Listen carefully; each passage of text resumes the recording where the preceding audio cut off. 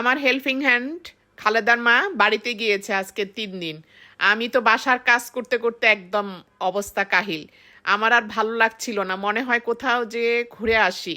কেউ যদি আমাকে তৈরি করে কিছু খাওয়া দাওয়ার ব্যবস্থা করে দিত তাহলে আমার জন্য খুব ভালো হতো। তো এর মধ্যে আমার বান্ধবী আমাকে ফোন দিয়েছে, ফোন দিয়ে বলল, কথা টথা বলা হলো। তখন আমি এক পর্যায়ে তাকে বললাম, এই আমি তোমার বাসায় আসতেছি, আমি রাত্রে তোমার সাথে ডিনার করব। এই কথা বলার সাথে সাথেই আমার বান্ধবী বলল, আচ্ছা চলে আসো, যা আছে তাই খাওয়াবো। আমি আর কি করি, আপনাদের ভাইজানকে নিয়ে আমার বান্ধবীর বাসায় চলে আসলাম। এই যে তাদের সাথে আড্ডা মারছি, গল্প করছি। এদিকে আমার বান্ধবী হাজবেন্ড মানে আমাদের ভাই, উনি সব রান্না বান্না নাকি করেছেন। কি রান্না করেছেন আসুন আমরা সবাই মিলে এটা দেখি, আমাদের জন্য কি আয়োজন করেছেন।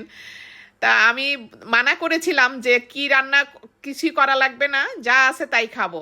তারপরেও দেখেন ওনারা কত কিছু আমাদের জন্য করে ফেলেছে। এখানে দেখেন কত আয়োজন। পোলাও রান্না করেছে, সালাদ, মুরগির মাংস, ডিম, সবজি, কই মাছ ফ্রাই, এদিকে ভুড়ি। ভুড়ির কথা আর নাইবা বলি, ভুড়ি তো সবাই আমরা পছন্দ করি, এটার কথা আর নাইবা বলি। খাওয়া দাওয়াটা একটা উছিলা আসলে। আসল কথা হলো আমরা একসাথে মিলবো, গল্পগুজব করব, সময় কাটাবো, একটা ভালো একটা রিক্রিয়েশন নিব।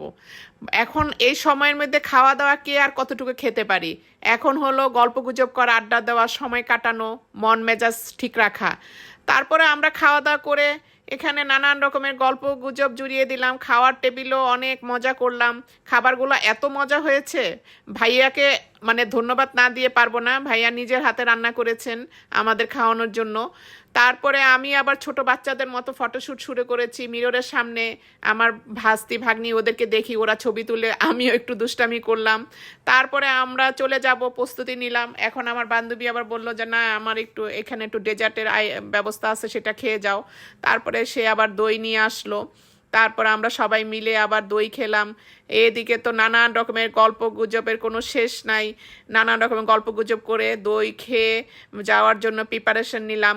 তো আজকের ভিডিওটি আপনাদের কাছে কেমন লাগলো? যদি ভিডিওটি আপনাদের কাছে ভালো লেগে থাকে তো অবশ্যই লাইক কমেন্ট শেয়ার করতে ভুলবেন না। আল্লাহ হাফেজ।